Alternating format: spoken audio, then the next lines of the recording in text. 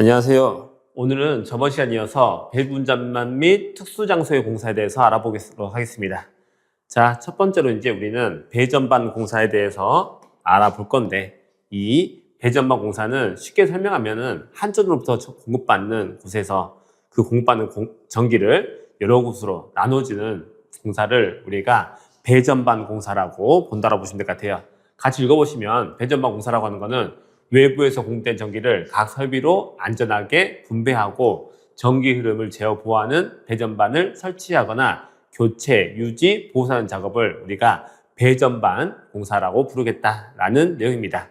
자, 그렇다면 배전반을 설치되는 장소로는 이 배전반을 쉽게 조작할 수 있는 장소에 설치해야 되고요. 두 번째로는 개폐기를 쉽게 조작할 수 있는 장소에 설치해야 되는 것이고요. 이렇게 쉽게 조작할 수 있으려면 이 장소는 노출되어 있는 장소에 설치되어 있는 것이고, 이 배전반은 되게 중요한 시설이기 때문에 안정된 장소에 설치해야 된다라는 네 가지를 기억하신 건데, 예를 줄이면 쉽게 조작할 수 있는 장소, 노출된 장소, 안정된 장소에 설치된다라는 세 가지 내용 기억을 해주시고요. 그때 사용하는 배전반으로는 라이브 프런트식 배전반, 데드 프런트식 배전반, 폐쇄식 배전반, 이렇게 세 가지가 있다라고 기억하신 거고요. 라이브 프런트식은 조작하는 개폐기라든지 계전기 같은 게 배전반이 있다 그러면 그 앞면에 노출돼서 다 설치되어 있는 방식이 라이브 프런트식 배전반이고요. 두 번째로 있는 데드 프런트식 배전반은 전면은 커버가 닫힌 상태에서 조작할 수 있는 기구만 붙어 있고 안쪽 면에 모든 기구가 설치되어 있는 것을 우리가 데드 프런트식 배전반이라고 부를 겁니다.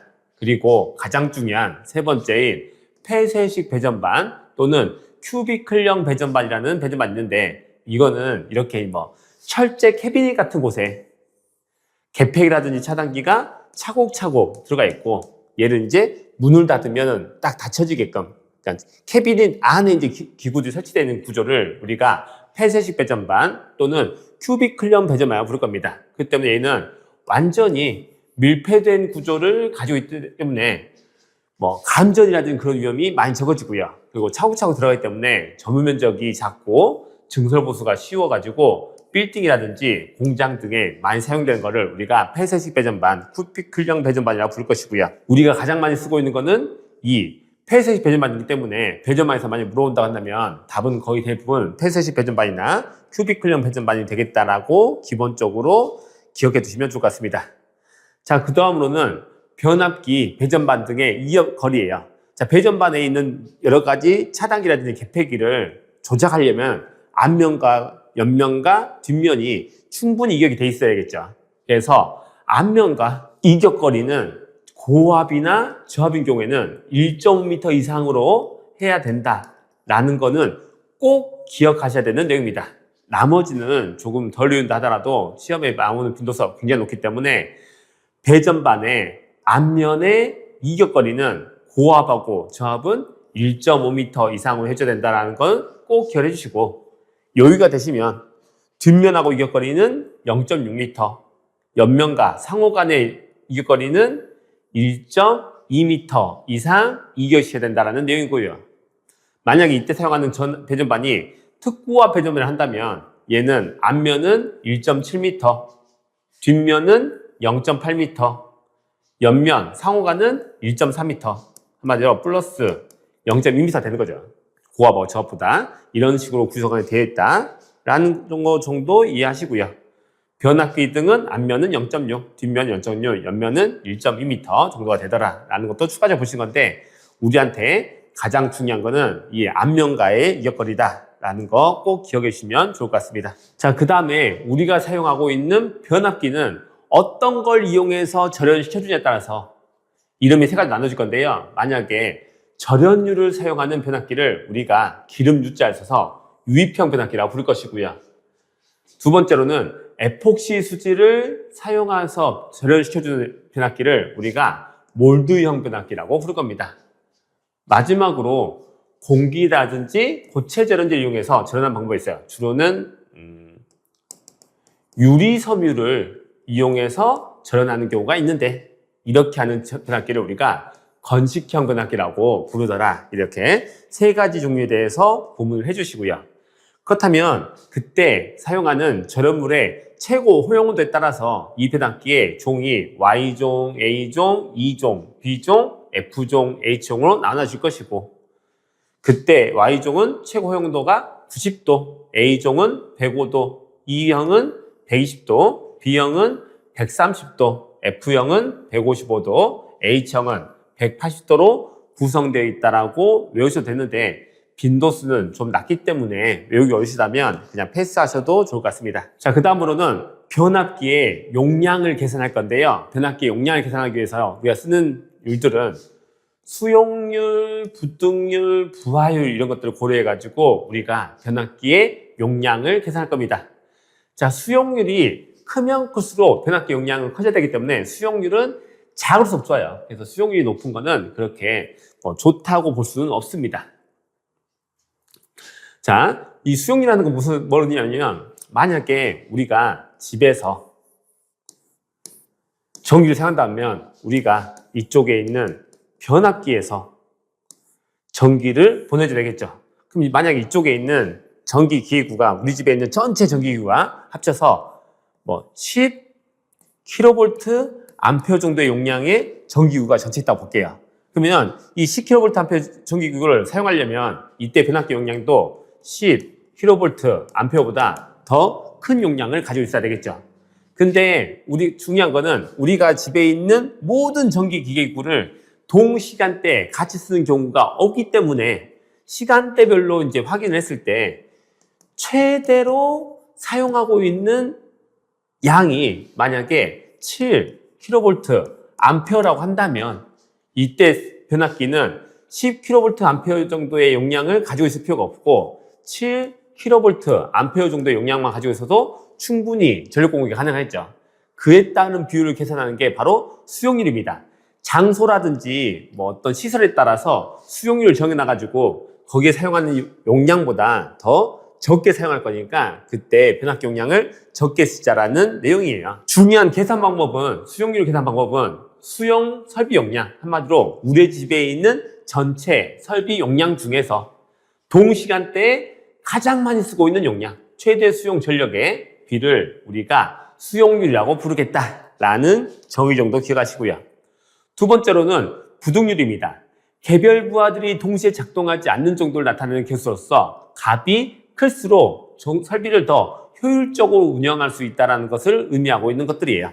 자, 보시면 어떤 내용이냐면 여기에 A라고 하는 수용가가 있고 여기에 B라고 하는 수용가가 있습니다. 그러면 여기에 설비 용량이 10kV 암페어고 여기에 설비 용량이 10kV 암페어예요. 그럼 동일하게 여기서 이 두 집에 공급해야 되는 변압기 용량은 두 개 합쳐서 20kV 암페어만큼의 전력을 공급할 수 있는 용량을 가지고 있어야 되겠죠. 근데 아까 전에 배웠던 것처럼 우리 집에 있는 A 수용가에 10kV 암페어만큼의 설비가 있다고 한다면 그만큼을 동시간에 쓰는 경우가 없고 더 적게 쓸 거니까 최대로 쓰고 있는 시간대 양이 얘는 7kV 암페어이고 얘는 만약에 8kV 암페어라고 한다면 얘가 공급해야 되는 용량은 15kV 암페어로 낮아지는 거죠. 근데 여기다 또 하나가 있다면 A라는 수용가가 최대로 쓸 때가 7kV 암페어이고 B라는 수용가가 최대로 쓰는 용량이 8kV 암페어인데 이 순간이 같은 경우가 없겠죠. 그래서 각각의 이 둘을 조합해가지고 가장 많이 쓰는 시간대를 봤더니 이 둘을 합쳤을 때 13kV 암페어를 쓸 때가 가장 많이 쓰더라라고 한다면 이 변압기는 13kV 암페어만 공급해도 되는 거죠. 그래서 이 부등률이라고 하는 거는 이 합쳐졌을 때 최대로 쓰는 합성 최대 수용 전력 분의 수용 설비의 각각의 최대 수용 전력의 합을 우리가 부등률로 계산할 거예요. 그럼 부등률이 크면 클수록 이 사용량은 이런 느낌을 가지고 있다라고 기억해 주시면 될 것 같습니다. 그래서 우리한테는 이제 기능사 중에서 중요한 거는 수용률을 계산하는 방법 정도, 부등률을 계산하는 방법 정도 우리가 기억해 주시면 될 것 같아요. 전체적인 이제 변압기의 용량을 계산하는 문제는 우리 기능사에서는 다루지 않을 겁니다. 세 번째로 이제 부하율이라는 거 있는데, 부하율은 전기를 얼마나 평균적으로 잘 쓰고 있는지에 대한 비율을 우리가 부하율이라고 부를 것이고요. 이 부하율을 계산하는 방법은 최대 수용 전력분의 평균 수용 전력의 비를 우리가 부하율이라고 부를 거예요. 그러면 식적으로 많이 물어보게 되면 평균에 대해서 물어보고 있다면 뭘 의미하는 거다? 부하율을 의미하는 거다라고 정리해 주시는 것도 나쁘지 않을 것 같습니다. 자, 다음으로는 조상설비라고 하는 설비가 있어요. 조상설비는 위상을 조절하는 설비를 우리가 조상설비라고 부를 겁니다. 그럼 위상을 조절한다는 거는 한마디로 그 전압과 전류의 여기에 두 위상차를 조절해 주는 거예요. 그럼 이걸 조절해 주면 뭐가 좋아지느냐? 조상을 역률을 조정해 주면, 위상을 조정해 주면 여기에 있는 각도가 줄어들면서 사용되는 전류가 줄어들 겁니다. 우리 입장에서는. 그래서 조상설비 이용해서 역률을 계산시킬 건데, 그 역률을 계산시킬 수 있는 기구로는 전력용 콘덴서, 블로리액터, 동기조상기가 있다라는 것 정도 기억하시고, 가장 역률을 계산하는 데 쓰는 기구로는 전력용 콘덴서가 있다라고 기억을 해주시면 될 것 같습니다.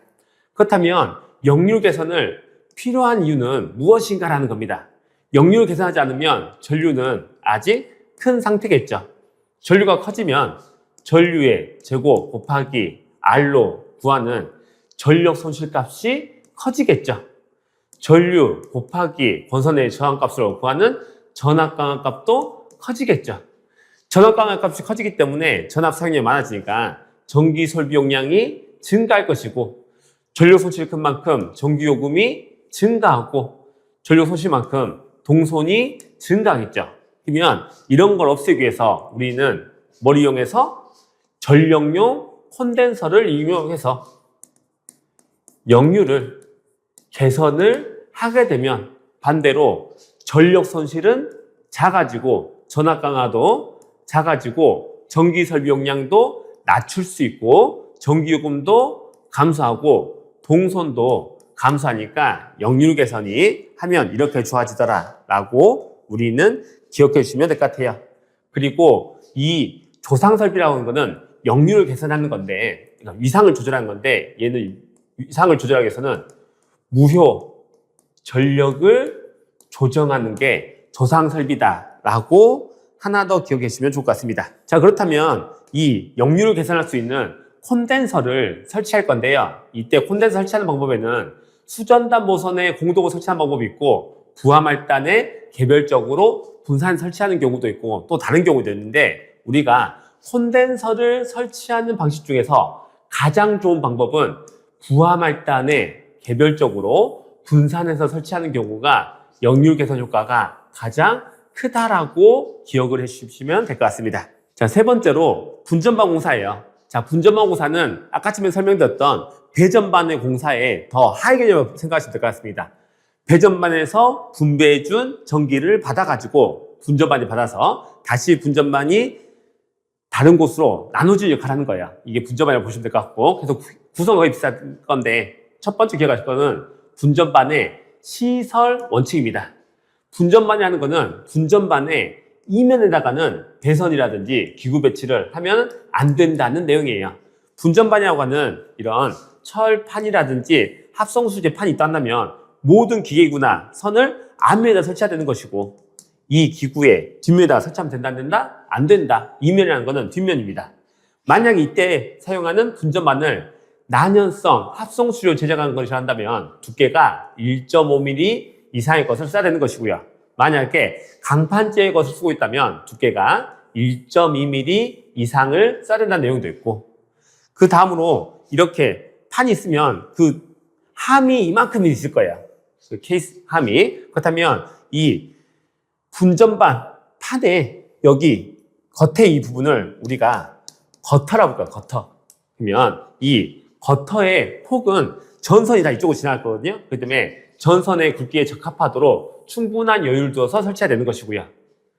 그리고 한 분전반에 사용전압이 각각 다른 분계로가 있을 때는 분계로를 쉽게 식별하기 위해서 차단기나 차단 가까운 곳에 각 전압을 표시하는 명판을 붙여서 표시해줘야 된다라는 내용을 꼭 기억하시면 좋을 것 같습니다. 자, 분전반은 뭐로서 표시한다? 명판을 붙여서 표시하더라 라는 거 더 기억해 주시면 될 것 같아요. 자, 그렇다면 똑같이 우리가 사용하는 분전반이 있을 건데, 자, 옛날 사용했었던 나이프식 배전반이 있습니다. 나이프 스위치가 달려가지고 이쪽에 겉에 노출되도록 거의 설치된 게 옛날식 있었죠. 두꺼비 열면은 나이프 스위치 있었던 거. 그렇게 하는 게 나이프식 분전반이고요. 텀블러식 분전반은 이런 기구에다가 텀블러 스위치 같은 게 있어가지고 그 스위치에 의해서 사용되는 걸 우리가 텀블러식 분전반이라고 불렀었고, 마지막으로 브레이크식 분전반이라고 부른 거는 이런 안쪽에 차단기 같은 걸 이런 식으로 넣어가지고 문을 닫아버리게끔 만들어진 거를 차단기 이용하는 방식이 브레이크식 배전반이다 라고 기억하시면 되고요. 우리가 주로 사용하는 거는 브레이크식 분전반을 쓰고 있다는 것 정도 기억해 주시면 될 것 같습니다. 그러면 이번 장도 거의 끝나가는데 마지막으로 위험장소의 공사예요. 위험장소의 공사인데, 위험장소의 공사를 보시면은 뒤로 넘어갈수록 교재에 글이 엄청 많이 써 있을 건데요.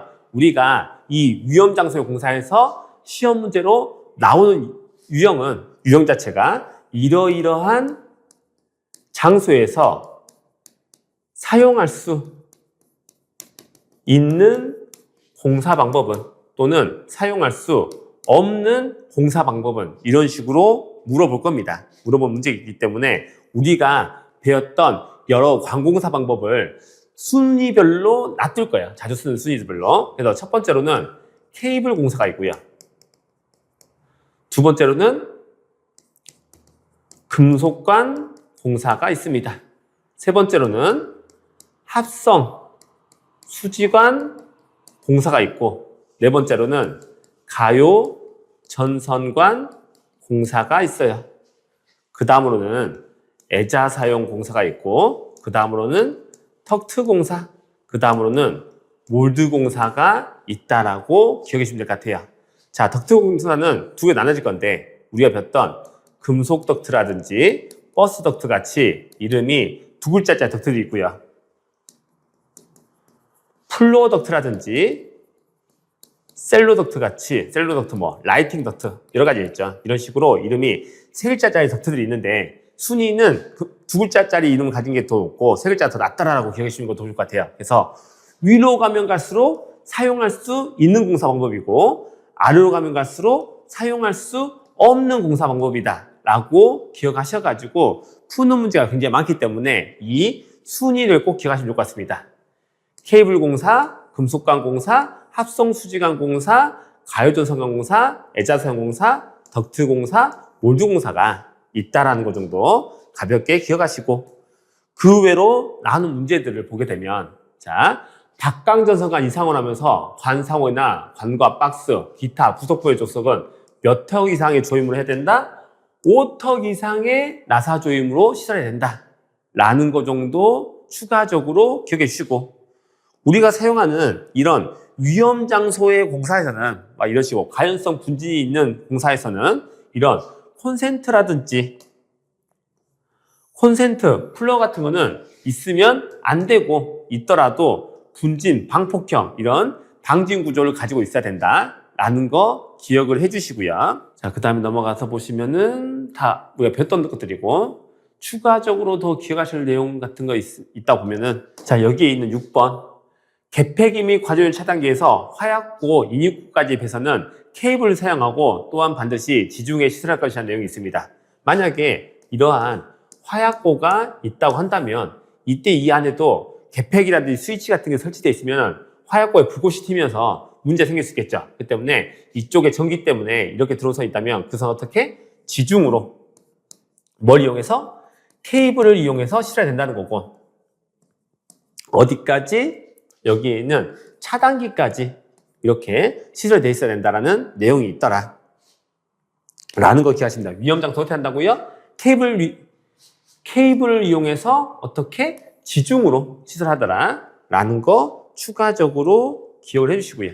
자, 또 추가적으로 보게 되면 부식성 가스 등이 존재하는 장소에서의 개폐기나 과전율 차단기, 콘센트 등의 시설은 하지 않는 것이 원칙이지만 부득이한 경우에는 내부에 부식성 가스 등이 침입할 우려가 없도록 해야 된다라는, 위험하기 때문에 아크가 발생할 수 있는 이런 기구들은 설치하지 않는 게 원칙이더라라는 것이고, 만약에 전등도 안 쓰면 좋겠지만 전등까지는 사용이 가능하지만 어떻게 하는 트럭 기우는 글로브 등에 의해서 부위성 가스라든지 용액 같은 게 침입할 수 없도록 이렇게 막을 씌워줘야 된다라는 내용입니다. 그 다음에 이제 특이하게 나오는 문제들을 보게 되면 우리가 이렇게 전시회, 쇼 및 공연장의 전기 설비라는 이제 이 범위 안에서 기억하실 내용은 얘는 기본적인 케이블을 쓸 때 구리 단면적이 몇 스퀘어 이상? 1.5스퀘어 이상을 써야 된다라는 특이 케이스가 하나 있더라라고 기억하시고,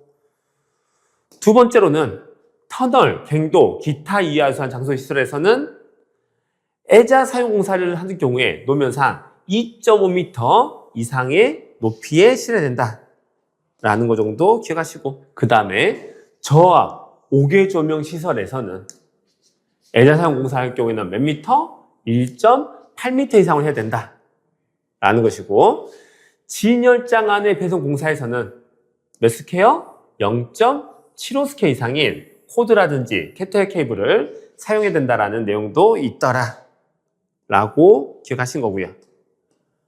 특이 케이스만 말씀드리고 있어요. 그 다음에 추가적으로 기억하실 내용이 옥내 시설하는 저압 접촉전선 시설 공사에서는 전선의 바닥에서 높이가 몇 미터 이상? 3.5m 이상 높이를 해야 되는구나 라는 내용도 있었구나라고 추가적으로 하시면 될 것 같습니다. 빈도수는 적지만 나온 경우가 있기 때문에 가볍게 기억해 주시고요. 여기서 또 자세히 보게 되면, 자, 전기 울타리 시설에서는 기본적으로 우리가 기억하셔야 될 게 사용전압이 250V 이하에 쓰는 거야. 우리는 시험 문제를 쉽게 풀기 위해서는 만약에 시험 문제에 대지전압은 하고 물어본다면 거의 대부분은 300V가 답이 될 겁니다. 그리고 만약에 시험 문제에 사용전압은 얼마인가 하고 물어본다면 답은 거의 대부분 400V가 답이 될 건데, 이해 조건이 이런 경우예요. 어떤 경우? 전기 울타리에 사용전압 250V 이런 거 기억해 주시고, 자, 그 다음에 기억하실 거는 전기 울타리 시설에서의 전선의 굵기는 몇 미리? 2mm 이상. 그리고 전선과 기둥과의 이격거리, 전선과 기둥, 조영제와의 이격거리 몇 cm 이상? 2.5cm 이상. 왜? 전기 울타리 시설을 보게 되면 그때 사용하는 애자를 노후부 애자를 쓸 거예요. 그러니까 애자 사용 공사를 생각하시면 돼요. 애자 사용 공사에서 전선과 조영제가의 이격거리는 2.5cm 이상이었다는 거 똑같이 기억하시면 될 것 같고요. 그 다음에 전선과 수목가의 이격거리는 30cm 이상으로 해야 된다라는 것 정도 기억을 해주시면 될 것 같습니다. 자, 그 다음으로 교통신호등의 시설 원칙이 있습니다. 1번, 전로의 사용전압은 몇 볼트 이하? 300V 이하. 얘도 예조건이죠. 교통신호등은 300V 이하. 그리고 기억하실 내용은 교통신호를 사용하는 선을 우리가 내려주는 선을 인하선이라고 부를 건데, 얘는 높이는 2.5m 이상, 굵기도 2.5 스퀘어 이상이구나라고 기억하시면 될 것 같습니다. 그리고 마지막으로 교통신호등에 누전 차단기를 시설해야 되는데, 그 시설하는 사용전압은 150V를 초과하는 경우에 시설해야 되더라 라는 거 기억하시면 될 것 같아요. 일반적인 교통신호등은 300V 이하의 사용전압인데 누전 차단기를 시설한 경우는 사용전압이 150V가 되더라 라고 기억하신 거고, 마지막으로 전기 방지, 부식 방지 시설이 있는데 얘는 사용전압 60V 이하에서 사용하는 거더라 라는 것 정도 기억하시면은 마무리할 것 같습니다. 그러면 이번 시간은 여기까지 보도록 하겠습니다. 감사합니다.